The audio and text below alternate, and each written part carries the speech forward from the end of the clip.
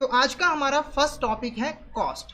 तो सबसे पहले हम कॉस्ट का मीनिंग समझते हैं कि कॉस्ट क्या होती है। तो देखो, एक बिजनेस किसी भी गुड्स या फिर सर्विसेज को प्रोड्यूस करके डिलीवर करने के लिए जो टोटल खर्च करता है उसी को हम उस प्रोडक्ट और सर्विस की कॉस्ट कहते हैं। जैसे एग्जाम्पल के लिए मान के चलिए एक XYZ कंपनी है, उसने यहाँ पर एक कार बनाई है। ठीक है, कार को बनाने के लिए 2 लाख रुपए मटेरियल पे खर्च किया गया है, 2 लाख रुपए लेबर के ऊपर खर्च किया गया है और 1 लाख रुपए के अदर एक्सपेंसेस जो है वो किए गए हैं। ठीक है, तो इस कार को बनाकर सेल करने के लिए कंपनी ने टोटल 5 लाख रुपए जो है वो खर्च किए हैं। तो ये जो 5 लाख रुपए है वो इस कार की जो है वो कॉस्ट कहलाएगी। ठीक है, तो अगर आप मीनिंग देखो, कॉस्ट क्या होता है? Total expenditure incurred by a business in producing and delivering goods और services including direct indirect expenses such as material, labour, overheads and transportation. ठीक है, तो एक बिजनेस किसी भी गुड्स या फिर सर्विसेज को प्रोड्यूस करके डिलीवर करने के लिए जो टोटल एक्सपेंडिचर इनकर करता है उसी को हम प्रोडक्ट की या फिर सर्विस की कॉस्ट कहते हैं। अब बात करेंगे यहाँ पर एलिमेंट्स ऑफ कॉस्ट की। देखो, किसी भी प्रोडक्ट की कॉस्ट उठा लो, वो 3 एलिमेंट से मिलकर बना होगा: मटेरियल, लेबर, एक्सपेंसेस। जैसे ये जो कार थी इसकी कॉस्ट थी 5 लाख रुपए। ठीक है, तो ये कॉस्ट थी। इसके 3 एलिमेंट्स कौन से थे? मटेरियल 2 लाख रुपए का, लेबर 2 लाख रुपए का और 1 लाख रुपए अदर एक्सपेंसेस। ठीक है, अब एक एक करके इन एलिमेंट्स को हम डिटेल में डिस्कस करते हैं। सबसे पहले हम बात करेंगे मटेरियल कॉस्ट की। मटेरियल कॉस्ट क्या होती है? तो देखो, किसी भी प्रोडक्ट या फिर सर्विस को प्रोड्यूस करने के लिए आपने जो भी मटेरियल यूज किया है उस मटेरियल की जो कॉस्ट होती है उसको हम मटेरियल कॉस्ट कहते हैं। जैसे एग्जाम्पल के लिए मान के चलिए XYZ कंपनी है, उसने यहाँ पर एक कार बनाई है और कार को बनाने के लिए उसने टोटल 2 लाख रुपए का मटेरियल यूज किया है। तो ये जो 2 लाख रुपए है ये आपका मटेरियल कॉस्ट जो है वो कहलाएगा। ठीक है, अब मटेरियल कॉस्ट के 2 एलिमेंट्स होते हैं, क्योंकि देखो जो आपका मटेरियल होता है वो 2 तरह का होता है, डायरेक्ट मटेरियल और इनडायरेक्ट मटेरियल। इसीलिए जब आप टोटल मटेरियल कॉस्ट निकालते हो तो इन दोनों को ऐड करके ही आप निकालते हो। ठीक है, सबसे पहले हम बात करेंगे डायरेक्ट मटेरियल की। डायरेक्ट मटेरियल क्या होता है? तो देखो, कोई भी ऐसा मटेरियल जो कि आगे चलकर फाइनल प्रोडक्ट का एक अहम हिस्सा बनता है और आप उसको क्लियरली देख सकते हो, वो आपका डायरेक्ट मटेरियल कहलाता है। जैसे एग्जाम्पल के लिए आपने लकड़ी के फर्नीचर बनाए हैं। ठीक है, लकड़ी के फर्नीचर बनाने के लिए आपने रॉ मटेरियल खरीदा है, वुड यानी कि लकड़ी खरीदी है ताकि इससे आप फर्नीचर बना पाओ। तो ये जो लकड़ी है ना वो आगे चलकर फर्नीचर का एक अहम हिस्सा बनेगी और आप क्लियरली देख सकते हो कि जो फर्नीचर है वो लकड़ी रॉ मटेरियल का यूज करके बनाया गया है। तो ये जो लकड़ी है, वुड है, ये आपका डायरेक्ट मटेरियल जो है वो कहलाएगा। ठीक है, अब डायरेक्ट मटेरियल के ऊपर आप जो भी खर्च करते हो, जैसे मान के चलिए आपने 1 लाख रुपए खर्च किया डायरेक्ट मटेरियल के ऊपर, तो ये आपकी डायरेक्ट मटेरियल कॉस्ट जो है वो कहलाएगी। उसके बाद आता है आपका यहाँ पर indirect material cost. Indirect material cost क्या होता है? तो देखो, सबसे पहले आपको इनडायरेक्ट मटेरियल का मीनिंग पता होना चाहिए। तो देखो, इनडायरेक्ट मटेरियल एक ऐसा मटेरियल होता है जो कि आगे चलकर फाइनल प्रोडक्ट का हिस्सा नहीं बनता है, पर वो प्रोडक्शन प्रोसेस को सपोर्ट करने का काम जो है वो करता है। जैसे एग्जांपल के लिए आप फर्नीचर बनाने के लिए मशीन का यूज कर रहे हो। ठीक है, अब ये जो मशीन है ये सही तरीके से अपना काम करती रहे, इसके लिए आप मशीन की लगातार ऑयलिंग वगैरह जो है वो करते रहते हो, ग्रीसिंग वगैरह करते रहते हो। तो यहाँ पर जो आप ऑयल यूज कर रहे हो, जो ग्रीस यूज कर रहे हो, वो आपका मटेरियल है। अब ये जो मटेरियल है ये प्रोडक्शन प्रोसेस के अंदर यूज तो हो रहा है, पर ये फाइनल प्रोडक्ट का पार्ट नहीं बनेगा, यानी कि जो ऑयल है वो फर्नीचर का पार्ट नहीं बनेगा। तो ये आपका इनडायरेक्ट मटेरियल होगा। और इनडायरेक्ट मटेरियल के ऊपर आप जो भी टोटल खर्च करते हो वो आपका इनडायरेक्ट मटेरियल कॉस्ट जो है वो कहलाता है। जैसे मान के चलिए आपने ऑयलिंग और ग्रीसिंग के ऊपर 10,000 रुपये खर्च किए, तो ये आपका इनडायरेक्ट मटेरियल कॉस्ट जो है वो कहलाएगा। ठीक है, कोई डाउट हो पूछ सकते हो। ठीक है, और सेशन अच्छा लग रहा है, सेशन को लाइक कर दो और शेयर भी जरूर कर देना अपने फ्रेंड्स एंड कलीग्स के साथ। नेक्स्ट हम बात करेंगे लेबर कॉस्ट की। देखो, जब आप गुड्स और सर्विसेज को प्रोड्यूस करते हो, उनकी प्रोडक्शन करते हो, तो आपको ह्यूमंस की जरूरत पड़ती है, आपको लेबर की जरूरत पड़ती है। जैसे कि सबसे पहले आपको वो लेबर चाहिए होती है जो कि एक्चुअली में प्रोडक्शन करती है, जैसे कि मशीन को ऑपरेट करके प्रोडक्ट को या फिर सर्विस को प्रोड्यूस कर रही है। ठीक है, एक ऐसी लेबर चाहिए होती है, इसको आप एम्प्लॉयज कह सकते हो, जो कि ऑफिस में बैठकर बाकी के जो काम है जैसे कि बिल बनाना, सेल करना, क्लाइंट से बात करना, ये सारे काम जो है वो करती है। ठीक है, तो आप इन सभी को जो टोटल पे करते हो, यानी कि इन सभी लेबर एम्प्लॉयज के ऊपर जो भी आप खर्च करते हो, वो आपका लेबर कॉस्ट जो है वो कहलाता है। ठीक है, जैसे मान के चलिए कंपनी ने 2 लाख रुपए खर्च किए लेबर के ऊपर, उनको वेजेस पे की, सैलरीज पे की, अदर बोनसेस पे किए, तो ये आपका लेबर कॉस्ट कहलाएगा। ठीक है, लेबर कॉस्ट के भी 2 कंपोनेंट्स होते हैं, direct labour cost and indirect labour cost. सबसे पहले हम बात करेंगे डायरेक्ट लेबर की। डायरेक्ट लेबर क्या होती है? तो देखो, ऐसी लेबर जो कि डायरेक्टली प्रोडक्शन कर रही होती है, गुड्स और सर्विसेज को प्रोड्यूस कर रही होती है, वो डायरेक्ट लेबर कहलाते हैं। जैसे एग्जांपल के लिए एक्सवाईजेड कंपनी है, वो यहाँ पर फर्नीचर बनाती है। ठीक है, तो एक एक्स पर्सन है जो कि यहाँ पर मशीन को ऑपरेट करता है और लकड़ी से फर्नीचर बनाता है, लकड़ी की कटिंग वगैरह करता है। तो ये जो एक्स पर्सन है ये डायरेक्ट लेबर कहलाएगा, क्योंकि ये डायरेक्टली यहाँ पर जो है वो प्रोडक्शन कर रहा है। अब डायरेक्ट लेबर को कंपनी जो भी पे करती है, डायरेक्ट लेबर के ऊपर कंपनी जो भी खर्च करती है, वो आपका डायरेक्ट लेबर कॉस्ट जो है वो कहलाता है। ठीक है, उसके बाद है indirect labour cost. Indirect labour को अगर आप समझ जाओगे तो कॉस्ट का मतलब तो आपको पता ही है। इनडायरेक्ट लेबर क्या होती है? देखो, ऐसी लेबर जो कि डायरेक्टली प्रोडक्शन नहीं करती है, गुड्स और सर्विसेज को प्रोड्यूस नहीं करती है, बल्कि वो सिर्फ और सिर्फ प्रोडक्शन प्रोसेस को सपोर्ट करने का काम करती है और इंश्योर करती है कि गुड्स और सर्विसेज की प्रोडक्शन सही तरीके से हो जाए और बाद में हम उसको सेल भी कर दें। जैसे एग्जांपल के लिए जो सुपरवाइजर होता है, जो कि यहाँ पर सभी वर्कर्स के ऊपर नजर रखता है कि वो अपना काम सही तरीके से कर रहे हैं या फिर नहीं कर रहे हैं। तो ये जो सुपरवाइजर है वो डायरेक्टली प्रोडक्शन नहीं कर रहा है, पर इंश्योर कर रहा है कि प्रोडक्शन प्रोसेस सही से चलती रहे, गुड्स और सर्विसेज की प्रोडक्शन सही तरीके से होती रहे। तो ये जो सुपरवाइजर है ये इनडायरेक्ट लेबर है, और इसके ऊपर कंपनी जो भी खर्च करेगी, इसको जो भी पे करेगी, वो इनडायरेक्ट लेबर कॉस्ट के अंदर आएगी। एक और एग्जांपल देता हूं, मान के चलिए यहाँ पर एक स्टोर हाउस है। ठीक है, स्टोर रूम है जिसके अंदर आप गुड्स को प्रोड्यूस करने के बाद स्टोर करके रखते हो। ठीक है, इसके आगे आपने एक वॉचमैन को बिठाया हुआ है जो कि यहाँ पर नजर रखता है कि कोई भी गलत तरीके से जाकर इसमें चोरी वगैरह ना कर ले। तो ये जो वॉचमैन है ये इनडायरेक्ट लेबर है, क्योंकि ये डायरेक्टली प्रोडक्शन नहीं कर रहा है, पर प्रोडक्शन प्रोसेस को सपोर्ट करने का काम कर रहा है, बिजनेस को सपोर्ट करने का काम कर रहा है। ठीक है, तो कंपनी इस वॉचमैन को जो भी पे करेगी वो इनडायरेक्ट लेबर कॉस्ट के अंदर जो है वो आएगी, और दोनों को कंबाइन कर दोगे तो टोटल लेबर कॉस्ट जो है वो बन जाएगी। क्लियर है? कोई डाउट हो पूछ सकते हो। नेक्स्ट हम बात करेंगे यहाँ पर एक्सपेंसेस की। एक्सपेंसेस क्या होते हैं? एक्सपेंसेस यहाँ पर क्या होते हैं? देखो, कुछ ऐसे खर्चे होते हैं जो कि आप मटेरियल या फिर लेबर के ऊपर नहीं करते हो। जैसे एग्जांपल के लिए आपको सेल्स करनी थी, ठीक है, तो आपने अपने गुड्स या फिर सर्विसेज की काफ़ी ज़्यादा एडवर्टाइजमेंट की, उसके इश्तिहार लगाए, बड़े बड़े बैनर लगाए, तो उसके ऊपर 1 लाख रुपए का खर्च आया। ठीक है, तो ये जो 1 लाख रुपए आपने खर्च किया है, ये ना तो मटेरियल की कॉस्ट है ना ही लेबर की कॉस्ट है, तो ये कहाँ जाएगी? ये एक्सपेंसेस के अंदर आ जाएगी। यानी कि मटेरियल और लेबर के अलावा कंपनी जो भी कॉस्ट इनकर करती है वो एक्सपेंसेस कहलाते हैं। ये भी 2 तरह के होते हैं, direct expenses and indirect expenses. सबसे पहले हम बात करेंगे डायरेक्ट एक्सपेंसेस की। देखो, ऐसी कॉस्ट जो कि डायरेक्टली किसी स्पेसिफिक जॉब या फिर ऑर्डर या फिर प्रोडक्ट के साथ लिंक्ड होती है, उसको हम डायरेक्ट एक्सपेंस कहते हैं। जैसे एग्जाम्पल के लिए मान के चलिए एक XYZ कंपनी है, वो यहाँ पर XYZ 3 प्रोडक्ट जो है वो बनाती है अपनी फैक्ट्री के अंदर। ठीक है, अब कंपनी जब X प्रोडक्ट बनाती है ना, तो उसको एक स्टोर रूम में जाकर जो है वो स्टोर करके रख देती है।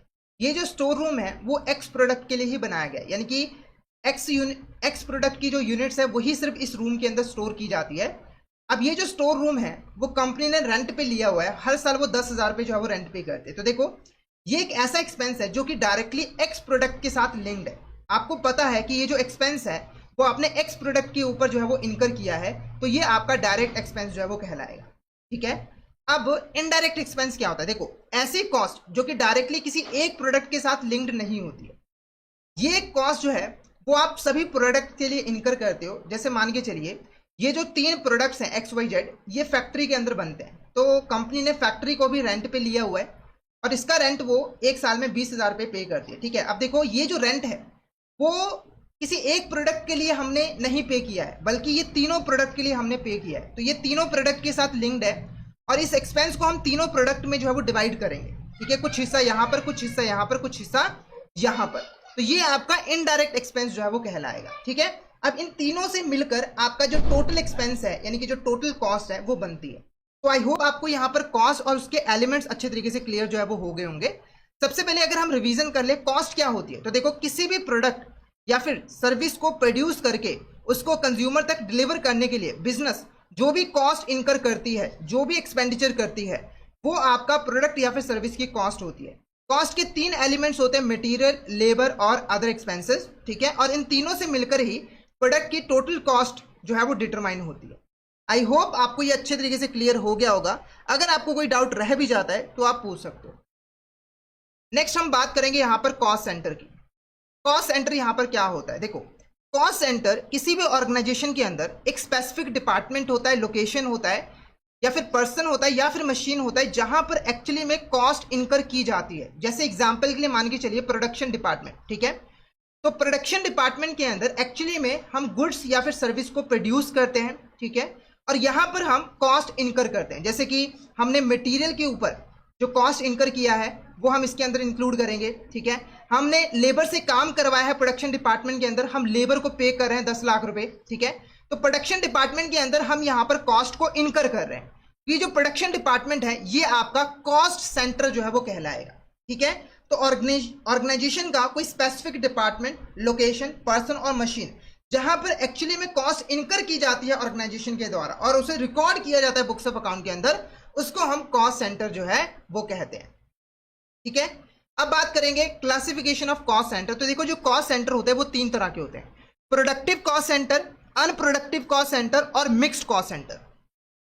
प्रोडक्टिव कॉस्ट सेंटर ऐसे कॉस्ट सेंटर होते हैं, यानी कि ऐसे डिपार्टमेंट्स या फिर यूनिट्स होते हैं जो कि डायरेक्टली गुड्स की प्रोडक्शन करते हैं। जैसे कि ये जो प्रोडक्शन डिपार्टमेंट है ये एक प्रोडक्टिव कॉस्ट सेंटर है, क्योंकि यहां पर हम एक्चुअली में गुड्स को प्रोड्यूस करते हैं। उसके बाद आता है अनप्रोडक्टिव कॉस्ट सेंटर। ये ऐसे कॉस्ट सेंटर होते हैं जो कि डायरेक्टली प्रोडक्ट को मैन्युफैक्चर नहीं करते हैं, बट ये मैन्युफैक्चरिंग प्रोसेस को, प्रोडक्शन प्रोसेस को सपोर्ट करने का काम करते हैं और इंश्योर करते हैं कि जो प्रोडक्शन है वो सही तरीके से हो पाए। जैसे एग्जांपल के लिए परचेज डिपार्टमेंट, देखो परचेज डिपार्टमेंट का काम होता है रॉ मटेरियल खरीदना, ठीक है। तो अगर ये सही तरीके से रॉ मटेरियल को खरीदेगी तभी हम सही तरीके से प्रोडक्शन जो है वो कर पाएंगे। तो ये जो परचेजिंग डिपार्टमेंट है ये गुड्स को डायरेक्टली मैन्युफैक्चर नहीं कर रही है, इस पर सपोर्ट करने का काम कर रही है, तो ये अनप्रोडक्टिव कॉस्ट सेंटर कहलाएगी। उसके बाद ना आपके मिक्स्ड कॉस्ट सेंटर भी होते हैं। Mixed cost centre dual role perform करते हैं। ये एक टाइम पर प्रोडक्शन भी करते हैं और साथ के साथ दूसरे डिपार्टमेंट को सपोर्ट करने का भी काम करते हैं। जैसे एग्जांपल के लिए मान के चलिए एक XYZ कंपनी है, उसका यहां पर एक डिपार्टमेंट है जहां पर टूल्स बनते हैं, ठीक है। मशीन के जो टूल्स होते हैं वो बनते हैं, ठीक है। अब ये जो टूल्स बन रहे हैं ये प्रोडक्शन डिपार्टमेंट होगा, क्योंकि यहां पर हम टूल्स को मैन्युफैक्चर कर रहे हैं, तो ये प्रोडक्टिव कॉस्ट सेंटर होगा। साथ के साथ ये जिस मशीन के टूल्स बनाते हैं, अगर उन मशीन्स में टूल्स वगैरह फिट करने हो और कोई खराबी आ जाए तो उसको ठीक करने का काम यही डिपार्टमेंट के लोग करते हैं। यानी कि ये दूसरे प्रोडक्शन डिपार्टमेंट को भी सपोर्ट करने का काम करते हैं जहां पर मशीन्स वर्क कर रही है, तो यहां पर ये सपोर्टिव रोल में आ जाते हैं। तो ये जो डिपार्टमेंट है वो मिक्स्ड कॉस्ट सेंटर जो है वो कहलाएगा, ठीक है। नेक्स्ट हमारा जो टॉपिक है वो है कॉस्ट अकाउंटिंग। अब ये कॉस्ट अकाउंटिंग यहां पर क्या होती है, तो देखो आज के टाइम में अगर किसी भी बिजनेस को ग्रो करना है ना, तो उसके पास 2 ही तरीके हैं। एक तो क्या करे, वो यहां पर कॉस्ट प्राइस को कम कर ले, दूसरा तरीका है कि वो सेल प्राइस बढ़ा ले, क्योंकि इन 2 तरीकों से वो प्रॉफिट कमाएगी और प्रॉफिट बढ़ेगा तो उनकी ग्रोथ होगी। सेल प्राइस को बढ़ाना थोड़ा सा मुश्किल है क्योंकि कंपटीटर्स भी तो हैं। अगर आपने सेल प्राइस बढ़ा दिया तो कंपटीटर से लोग प्रोडक्ट खरीदने लग जाएंगे, आपकी सेल्स कम हो जाएंगी। तो अब आपके पास एक ही तरीका बचा है कि आपको अपनी कॉस्ट को कंट्रोल करना है, अपनी कॉस्ट को रिड्यूस करना है, ठीक है। अब कॉस्ट को कंट्रोल करने के लिए, कॉस्ट को रिड्यूस करने के लिए आपको पता होना चाहिए कि ऑर्गेनाइजेशन के अंदर कहां कहां पे कॉस्ट इनकर की जा रही है और कहां पर ज्यादा कॉस्ट इनकर की जा रही है, ताकि वहां पर हम कंट्रोल जो है वो कर पाए, ठीक है।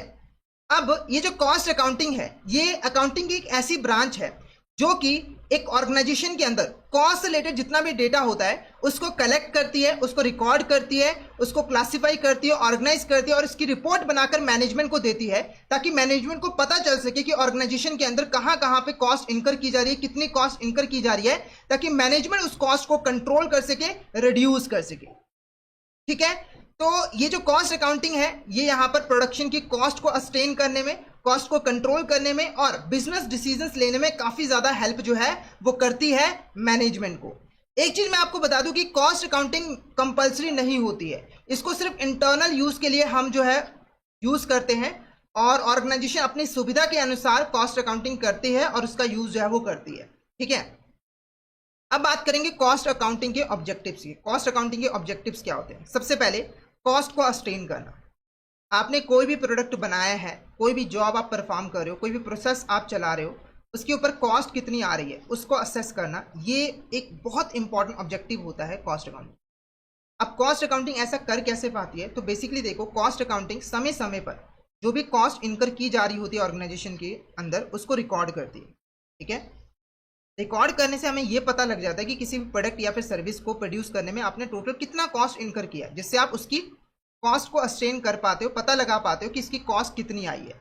ठीक है, उसके बाद कॉस्ट को आप आसानी से यहाँ पर कंट्रोल कर पाते हो, क्योंकि देखो, जब आपको पता है कि कहाँ कहाँ पे कॉस्ट इनकर की जा रही है और कहाँ पर अननेसेसरी कॉस्ट इनकर की जा रही है, जहाँ पर ज़रूरत नहीं है, वो भी आपको पता चल चुका है, तो आप एक्शंस लोगे और अननेसेसरी कॉस्ट को एलिमिनेट करोगे, ताकि आपकी जो एक्चुअल कॉस्ट है वो यहाँ पर कम हो सके, रिड्यूस हो सके।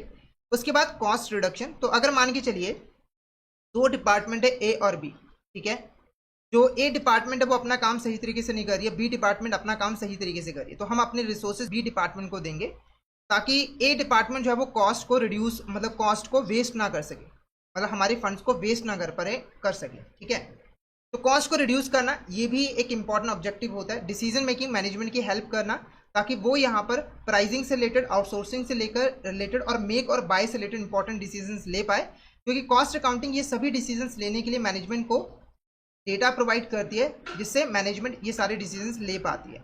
इन्वेंट्री को वैल्यू करना, जैसे अगर आपने कोई प्रोडक्ट बनाया तो उसकी वैल्यू कितनी है वो आप कैसे निकाल सकते हो, तो प्रोडक्ट को बनाने में आपने कितनी कॉस्ट इनकर की है, वही उस प्रोडक्ट की वैल्यू है। अगर आपने 100 रुपये खर्च किया है, तो आपको अगर पता है 100 रुपये आपने खर्च किया है, तो आसानी से आप इन्वेंट्री की वैल्यू 100 रुपये निकाल लोगे और उसको बुक्स ऑफ अकाउंट में रिकॉर्ड जो है वो कर लोगे। उसके बाद है प्रॉफिटेबिलिटी एनालिसिस, तो अगर आपको हर प्रोडक्ट के ऊपर पता है कि कॉस्ट कितनी इनकर की गई है, तो अगर मान के चलिए आपको पता है कि एक प्रोडक्ट के ऊपर 100 रुपये की कॉस्ट इनकर की गई है और सेलिंग प्राइस जो है वो 120 रुपये है, तो ऑब्वियस सी बात है एक प्रोडक्ट के ऊपर आप 20 रुपये का प्रॉफिट कमाओगे, तो आप ये पता लगा सकते हो कि आप अगर इतने प्रोडक्ट बनाओगे तो आप कितना प्रॉफिट जो है वो कमा सकते हो, यानी कि आप प्रॉफिटेबिलिटी एनालिसिस कर सकते हो। नेक्स्ट हमारा जो टॉपिक है वो है मैनेजमेंट अकाउंटिंग। मैनेजमेंट अकाउंटिंग यहाँ पर क्या होता है, तो देखो, ये एक अकाउंटिंग की ऐसी टाइप है। मैनेजमेंट अकाउंटिंग बेसिकली अकाउंटिंग की एक ऐसी ब्रांच है जो कि मैनेजमेंट को, कंपनी की मैनेजमेंट को हर तरह का डेटा, चाहे वो फाइनेंशियल है चाहे नॉन फाइनेंशियल है, वो प्रोवाइड करती है, ताकि उस डेटा का यूज करके मैनेजमेंट कंपनी से रिलेटेड इंपॉर्टेंट डिसीजन जो है वो ले पाए। मैनेजमेंट अकाउंटिंग का मीनिंग इसके नाम से आपको क्लियर हो गया होगा, मैनेजमेंट के लिए अकाउंटिंग। तो मैनेजमेंट अकाउंटिंग क्या करती है, बिजनेस के अंदर कोई भी डेटा हो, चाहे वो फाइनेंशियल है चाहे नॉन फाइनेंशियल है, और वो बिजनेस के लिए ज़रूरी है, तो उस डेटा को कलेक्ट करती है, रिकॉर्ड करती है और उसकी रिपोर्ट बनाकर मैनेजमेंट को देती है, ताकि मैनेजमेंट उस डेटा का यूज़ करके इंपॉर्टेंट डिसीजन मेकिंग कर सके और बिजनेस को अच्छे तरीके से चला पाए। ठीक है, और एक और चीज़ मैं आपको बता दूं कि जो मैनेजमेंट अकाउंटिंग है वो कंपलसरी नहीं है। जो कंपनीज होती हैं वो अपनी सुविधा के लिए, अपने बेनिफिट के लिए मैनेजमेंट अकाउंटिंग का यूज़ जो है वो करती है, चाहे तो वो कर भी सकती है चाहे तो नहीं भी कर सकती। मैनेजमेंट अकाउंटिंग के ऑब्जेक्टिव्स की अगर हम बात करें, पहला ऑब्जेक्टिव है स्ट्रैटेजी बनाना। मैनेजमेंट अकाउंटिंग जो है मैनेजमेंट को बहुत सारा डेटा प्रोवाइड करती है कंपनी से रिलेटेड, ठीक है, चाहे वो फाइनेंशियल है चाहे नॉन फाइनेंशियल है। उसके बेस पर जो मैनेजमेंट है वो बिजनेस की लॉन्ग टर्म स्ट्रैटेजी जो है वो बना पाती है, शॉर्ट टर्म स्ट्रैटेजी भी जो है वो बना पाती है, जिससे कि हम बिजनेस की ग्रोथ और डेवलप इंप्रूवमेंट आसानी से कर पाते हैं। उसके बाद है डिसीजन मेकिंग। मैनेजमेंट अकाउंटिंग जो है डिसीजन मेकिंग को भी काफ़ी ज़्यादा सपोर्ट करती है, क्योंकि मैनेजमेंट अकाउंटिंग डिटेल्ड रिपोर्ट बनाकर मैनेजमेंट को देती है, कॉस्ट के रिलेटेड, फोरकास्ट से रिलेटेड, अल्टरनेटिव बिजनेस ऑप्शन से रिलेटेड, जिसके बेस पर जो आपकी मैनेजमेंट है वो बेटर और क्यूकर डिसीजन जो है वो ले पाती है। उसके बाद रिसोर्सेज को ऑप्टिमाइज करना। ठीक है, तो देखो, बिजनेस से रिलेटेड जितना भी फाइनेंशियल नॉन फाइनेंशियल डेटा है वो मैनेजमेंट के पास आ जाता है, तो उसे पता है कि उसके रिसोर्सेज किस तरीके से यूज़ किए जा रहे हैं और कहाँ कहाँ पे रिसोर्सेज की वेस्टेज की जा रही है। तो मैनेजमेंट यहाँ पर एक्शन लेकर उस वेस्टेज को रोक सकती है और रिसोर्सेज को अच्छे तरीके से यूटिलाइज कर सकती है। जैसे अगर बताया गया है कि ए डिपार्टमेंट रिसोर्सेज को अच्छे तरीके से यूटिलाइज नहीं कर रही है, बी डिपार्टमेंट अच्छे तरीके से रिसोर्सेज को यूटिलाइज करी है, तो हम बी डिपार्टमेंट को ज़्यादा रिसोर्सेज देंगे, ए डिपार्टमेंट को कम रिसोर्सेज देंगे, और अगर ये ए डिपार्टमेंट फिर भी नहीं मानता है तो इसके खिलाफ स्ट्रिक्ट एक्शंस लेंगे। उसके बाद एम्प्लॉयज़ को भी हम इंपॉर्टेंट चीज़ें डिस्क्लोज कर पाते हैं, जैसे कि एम्प्लॉयज़ की परफॉर्मेंस कैसी रही है, उनकी प्रोडक्टिविटी कैसी है, और अगर वो और हम उनको कितने इंसेंटिव्स प्रोवाइड कर रहे हैं, ये सारी इन्फॉर्मेशन हम डिस्क्लोज कर सकते हैं एम्प्लॉयज़ को, जिससे एम्प्लॉयज़ की परफॉर्मेंस काफ़ी ज़्यादा इंप्रूव होती है। उसके बाद हम एसेट्स को भी प्रोटेक्ट करके रख सकते हैं, क्योंकि देखो जब हम प्रॉपर इंटरनल कंट्रोल इंप्लीमेंट करते हैं, प्रॉपर ऑडिटिंग करवाते हैं, तो जो भी मिसयूज या फिर थेफ्ट हो रही होती है एसेट्स की, उसको हम आसानी से आइडेंटिफाई कर लेते हैं और उसको रोक पाते हैं, प्रिवेंट कर पाते हैं, ठीक है, ताकि हमारी जो एसेट्स हैं उसका मिसयूज जो है वो ना हो पाए। तो यहाँ पर हमारा जो टॉपिक था वो तो कंप्लीट हो गया है। अब टॉपिक से रिलेटेड कुछ क्वेश्चंस हैं, उसको भी हम डिस्कस कर लेते हैं। पहला क्वेश्चन देखो, cost refers to the total expenditure incurred by a business in producing and delivering goods और services, which of the following are elements of cost. ठीक है, तो कॉस्ट का मीनिंग आपको पता ही है। तो एक बिजनेस किसी भी गुड्स और सर्विसेज को प्रोड्यूस करके डिलीवर करने के लिए जो टोटल कॉस्ट इनकर करती है, उसको ही हम प्रोडक्ट या सर्विस की कॉस्ट कहते हैं। तो इसमें से कौन सा आपका एलिमेंट है कॉस्ट का? Material cost, labour cost, other expenses या फिर सेल्स रेवेन्यू? जल्दी से इस क्वेश्चन का आंसर बताइए। इस क्वेश्चन का करेक्ट आंसर आपको क्या लग रहा है? क्या होगा इस क्वेश्चन का करेक्ट आंसर? जल्दी से बता दीजिए, मैं वेट कर रहा हूं चैट बॉक्स के अंदर। जल्दी से बता दीजिए इस क्वेश्चन का करेक्ट आंसर जो है वो क्या रहेगा। तो इस क्वेश्चन का जो करेक्ट आंसर है वो है option A is a correct answer, क्योंकि देखो मटेरियल कॉस्ट, लेबर कॉस्ट और अदर एक्सपेंस, ये तीन इंपॉर्टेंट एलिमेंट्स हैं आपके कॉस्ट के। ठीक है, option is a correct answer. Next question की बात करते हैं। For a company manufacturing wooden furniture, which of the following would be considered at direct material cost. ठीक है, तो अगर एक कंपनी है वो वुडन फर्नीचर को मैन्युफैक्चर करती है, ठीक है, तो इस कंपनी के लिए डायरेक्ट मटेरियल कॉस्ट कौन सी होगी? पहला देखो, glue use to assemble furniture, electricity consumed by the factory machines, या फिर lumber use to build chairs and tables, या फिर रेंट फॉर फैक्ट्री बिल्डिंग। जल्दी से इस क्वेश्चन का आंसर बताइए कि जब एक कंपनी वुडन फर्नीचर को मैन्युफैक्चर कर रही है तो उसके लिए डायरेक्ट मटेरियल कॉस्ट कौन सी होगी? ठीक है, सबसे पहले देखो, जब आप ग्लू यूज करते हो फर्नीचर को असेंबल करने के लिए, तो देखो आप लग रहा होगा कि जो ग्लू है वो तो फाइनल प्रोडक्ट का हिस्सा बन रही है, फाइनल प्रोडक्ट का हिस्सा बन रही है, ठीक है। पर एक चीज मैं बता दूं कि जो ग्लू है वो फाइनल प्रोडक्ट का बहुत छोटा सा हिस्सा है। आप कह सकते हो कि अगर फर्नीचर 100% है तो ग्लू जो है वो 2% है या फिर 3% है।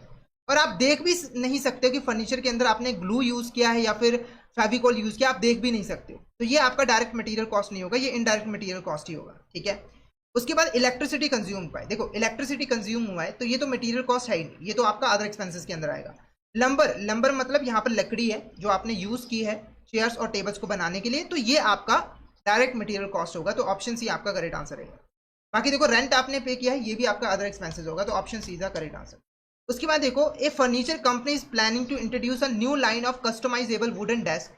To produce this desk they need to purchase specialized high grade oak wood. They also need to hire a freelance designer to create a blueprint for each unique customization. From the perspective of a single customized desk, how would be the cost of specialized oak wood and freelance designer fee for that specific desk blueprint is primarily classified respectively? Question थोड़ा सा बड़ा है, मैं आपको easy language में समझा देता हूँ। तो देखो, एक फर्नीचर कंपनी है, वो कस्टमाइजेबल वुडन डेस्क बनाने का काम उसने शुरू किया है, ठीक है। वुडन डेस्क बनाने के लिए वो हाई ग्रेड ओक वुड का यूज करी, लकड़ी का यूज करी है, ठीक है। साथ ही साथ हर एक सिंगल डेस्क बनाने के लिए वो यहाँ पर एक फ्रीलांस डिजाइनर को हायर कर रही है और एक डेस्क के ब्लूप्रिंट के लिए अलग से पे कर रही है। मान के चलिए ओक वुड के ऊपर 10 लाख रुपए का खर्चा आया, ओक वुड के ऊपर 10,000 रुपए का खर्चा आया एक डेस्क को बनाने के लिए, और एक डेस्क के ब्लूप्रिंट के ऊपर 10,000 रुपए का खर्चा आया जो आपने फीस पे किया है फ्रीलांसर को, ठीक है। तो आपने बताना है कि ये दो एक्सपेंस किस कैटेगरी में आएगी। देखो, oak wood indirect material cost है, डिजाइनर फी इनडायरेक्ट एक्सपेंस है, गलत है। Oak wood direct material cost है, डिजाइनर फी डायरेक्ट एक्सपेंस है, बिल्कुल करेक्ट है। क्यों? देखो, ये जो ओक वुड है वो डेस्क का अहम हिस्सा बनेगी और आप क्लियरली देख सकते हो कि डेस्क जो है वो लकड़ी की बनी हुई है, तो ये डायरेक्ट मटेरियल कॉस्ट है। उसके बाद जो डिजाइनर फी आप पे करो वो डायरेक्ट एक्सपेंस है, क्योंकि देखो ये जो 10,000 रुपये आपने पे किया है वो इस डेस्क के लिए आपने पे किया है, तो आपको पता है कि ये 10,000 रुपये आपने इस डेस्क के ऊपर इनकर किया है, इसके ब्लूप्रिंट के लिए इनकर किए हैं, तो ये आपका डायरेक्ट एक्सपेंस जो है वो कहलाएगा, ठीक है। बाकी देखो, oak wood fixed cost, designer variable cost, oak wood semi variable cost और designer fee indirect labour cost, तो इसका करेक्ट आंसर ऑप्शन बी रहेगा, option B is the correct answer. Next question की बात करते हैं। A furniture manufacturing company employs workers who are directly involved in the assembling chairs and tables on the production floor. At the same time, it employs security personnel who monitor the factory premises, supervisor who oversee the production process. Which of the following correctly classify labor cost in this situation? देखो, सबसे पहले ये जो workers हैं जिनको company ने higher किया है चेयर्स को असेंबल करने के लिए, टेबल को असेंबल करने के लिए, ये डायरेक्ट लेबर है और इनके ऊपर जो भी कॉस्ट इंकर की जा रही है वो डायरेक्ट लेबर कॉस्ट है, क्योंकि ये डायरेक्टली प्रोडक्शन कर रहे हैं गुड्स की। उसके बाद ये जो सिक्योरिटी पर्सोनल है जो कि यहाँ पर फैक्ट्री प्राइमेसिस को मॉनिटर करता है, यानी कि वॉचमैन है, और जो सुपरवाइजर है जो कि प्रोडक्शन प्रोसेस को ओवरसी करता है, मॉनिटर करता है, ये बेसिकली है आपका इनडायरेक्ट लेबर। तो इसके ऊपर जो भी कॉस्ट इंकर की जाएगी वो इनडायरेक्ट लेबर कॉस्ट होगी। तो करेक्ट आंसर क्या रहेगा? करेक्ट आंसर क्या रहेगा? तो असेंबली लाइन वर्कर जो वेजेस पे किए गए हैं वो डायरेक्ट लेबर कॉस्ट है, सिक्योरिटी पर्सोनल को जो वेजेस पे किए गए वो इनडायरेक्ट लेबर कॉस्ट है। ठीक है, तो करेक्ट आंसर आपका ऑप्शन बी रहेगा। बाकी ऑप्शन तो आपके यहाँ पर गलत है। Fixed cost, semi variable cost, fixed cost, variable cost, ये गलत है। तो ऑप्शन बी आपका करेक्ट आंसर रहेगा। उसके बाद देखो, a new online streaming service is launching, they are leasing server space on annual contract regardless of the number of user. However, they pay a per stream licensing fee to content provider for every movie or show watched by the subscriber. How would be the annual servers lease cost per stream licensing fee classified based on their association with the volume of activity? ठीक है, तो question थोड़ा सा लेंदी है, मैं आपको easy भाषा में समझा देता हूँ। तो एक कंपनी है वो ऑनलाइन स्ट्रीमिंग सर्विसेज जो है वो प्रोवाइड कर रही है, जैसे कि नेटफ्लिक्स हो गया, उसके जैसे। तो लीजिंग, पहले ना जो सर्वर स्पेस है उसको इस कंपनी ने लीज पे लिया है और एनुअल कॉन्ट्रैक्ट के बेस पर लिया है। तो चाहे यूजर्स आपके 1 हो या फिर यूजर्स 100 हो, जो ये लीज की कॉस्ट है वो सेम ही रहेगी। मान के चलिए लीज की कॉस्ट 10,000 रुपये है, तो ये सेम ही रहेगी, इसमें किसी भी तरह का चेंज नहीं आएगा। यानी कि अगर यूजर्स कम होते हैं या फिर ज़्यादा होते हैं, इसके ऊपर कोई इंपैक्ट नहीं पड़ेगा। साथ ही साथ अगर कोई यहाँ पर वीडियो चलाई जाती है, कोई भी मूवी चलाई जाती है, तो यहाँ पर कंपनी को पर स्ट्रीम एक लाइसेंसिंग फी पे करनी पड़ती है। जैसे कि अगर एक यूजर कोई मूवी चलाता है तो 10 रुपये कंपनी को एक्स्ट्रा पे करने पड़ते हैं। तो ये कॉस्ट और ये कॉस्ट किस कैटेगरी में आएंगे? देखो, ये जो 10,000 है ये फिक्स्ड कॉस्ट है, क्योंकि देखो वॉल्यूम मतलब आपके जो प्रोडक्शन है उसमें चेंज आने की वजह से इसमें कोई भी चेंज नहीं आ रहा है। प्रोडक्शन आपकी 0 यूनिट है तब भी ये 10,000 है, प्रोडक्शन आपकी 100 यूनिट है तब भी ये 10,000 है, तो फिक्स्ड कॉस्ट है। पर अगर यहाँ पर एक यूजर है तो 10 रुपये पे कर रहे हो, 2 यूजर है तो 20 रुपये पे कर रहे हो, 3 यूजर है तो 30 रुपये पे कर रहे हो, तो ये आपका वेरिएबल कॉस्ट कहलाएगा, क्योंकि ये प्रोडक्शन के हिसाब से चेंज हो रहा है, प्रोडक्शन इंक्रीज हो रही है, तो ये भी आपकी यहाँ पर इंक्रीज जो है वो हो रही है। तो करेक्ट आंसर क्या रहेगा? करेक्ट आंसर आपका रहेगा कि जो सर्वर लीज है वो वेरिएबल कॉस्ट है, और सर्वर लीज जो है वो आपका फिक्स्ड कॉस्ट है और लाइसेंसिंग फी जो है वो वेरिएबल कॉस्ट है। क्लियर है आपको ये वाला क्वेश्चन? कोई भी डाउट हो आप पूछ सकते हो।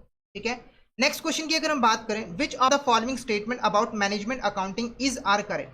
तो मैनेजमेंट अकाउंटिंग के रिगार्डिंग कौन सी स्टेटमेंट यहाँ पर करेक्ट है? पहला देखो, management accounting provides useful financial non financial information to help management make better decision. ये स्टेटमेंट बिल्कुल करेक्ट है कि मैनेजमेंट अकाउंटिंग जो है financial as well as non financial information management को प्रोवाइड करती है ताकि मैनेजमेंट उस डेटा का यूज करके डिसीजन ले पाए। It involves only the preparation of financial statements according to statutory regulations. ये गलत है, इसके अंदर हम फाइनेंशियल स्टेटमेंट प्रिपेयर नहीं करते हैं। Management accounting helps in collecting, analysing, representing business data such as cost, profit, budget, forecast. बिल्कुल करेक्ट है, इन सभी से रिलेटेड डेटा जो है मैनेजमेंट अकाउंटिंग कलेक्ट करता है और रिपोर्ट बनाकर मैनेजमेंट को देता है। It enable managers to plan, control, take strategic decision to improve business performance and efficiency. ये भी यहाँ पर बिल्कुल करेक्ट है। तो करेक्ट आंसर क्या रहेगा? करेक्ट आंसर रहेगा फर्स्ट, थर्ड एंड फोर्थ। तो ऑप्शन बी आपका करेक्ट आंसर जो रहेगा, option B is the correct answer. Clear है? नेक्स्ट क्वेश्चन की बात करते हैं। Dash is a specific department, section और unit within an organization where costs are incurred and recorded. Its primary purpose is to control, monitor cost and ensure efficient use of resources. तो इसका answer है cost centre. क्यों? मैंने आपको meaning समझाया था ना, कोई भी ऐसा डिपार्टमेंट या फिर सेक्शन जहां पर एक्चुअली में कॉस्ट इनकर की जा रही है और उसको रिकॉर्ड किया जा रहा है, वो कॉस्ट सेंटर जो है वो कहलाता है। क्लियर है? तो यहाँ पर आज का जो हमारा टॉपिक है वो कंप्लीट हो चुका है। तो आई होप आज का टॉपिक आपको अच्छे तरीके से क्लियर हो गया होगा। अब मैं आपको बता दूं कि अगर आपने अभी तक जीआईबी की प्रिपरेशन स्टार्ट नहीं की है और आप चाहते हो कि आपको कुछ ऐसा मिल जाए कि आप 1 महीने में ही जीआईबी की प्रिपरेशन कर पाओ और उसको फर्स्ट अटेम्प्ट में क्लियर कर पाओ, तो हम आपके लिए लेकर आए हैं क्रैश कोर्स जीआईबी का। क्योंकि इसके अंदर आपकी सबसे पहले फुल तरीके से कंसेप्चुअल क्लैरिटी होगी और रिवीजन भी आप कर पाओगे और लाइव प्रैक्टिस भी आप कर पाओगे। क्योंकि इस कोर्स के अंदर आपको 80+ लाइव क्लासेस मिल जाते हैं, जिसके अंदर चारों पेपर्स को डिटेल में कवर किया गया है। 1500 से ज़्यादा आपको इंपॉर्टेंट एमसीक्यूज मिल जाते हैं जिससे आप प्रैक्टिस कर पाते हो। प्रीवियस ईयर पेपर्स के ऊपर स्पेशल सेशंस मिल जाते हैं आपको, और रिकॉर्डेड सेशन का एक्सेस 24/7 आपको मिलता है। तो हमारा कोर्स आपके लिए बेस्ट कोर्स रहेगा। लाइव क्लासेस की टाइमिंग जो है वो अर्ली मॉर्निंग या फिर लेट इवनिंग में रहती है और 60+ full length module wise test भी आपको मिल जाते हैं। अभी आपको हमारे कोर्सेज के ऊपर 30% एक्स्ट्रा ऑफ जो है वो 35% एक्स्ट्रा ऑफ मिलेगा। इसके लिए आपको कोड यूज करना है HBD। हमारा ये जो कोर्स है वो आपको 1299 में मिल जाएगा और ये जो ऑफर है वो लिमिटेड टाइम पीरियड के लिए है। तो जल्दी से हमारे कोर्स में एनरोल कर लीजिए। कोर्स को एनरोल करने के लिए गाइडली आपको डाउनलोड कर लीजिए, वहां पर आप हमारे कोर्सेज को एनरोल कर सकते हो। टेलीग्राम चैनल को भी जरूर ज्वाइन कर लीजिएगा क्योंकि हम इसमें एग्जाम से रिलेटेड, क्लासेस रिलेटेड जितने भी इंपॉर्टेंट अपडेट्स हैं वो डालते रहते हैं। और अगर आपको भी किसी भी तरह की क्वेरी आती है तो आप इस चैनल पे हमें मैसेज कर सकते हो।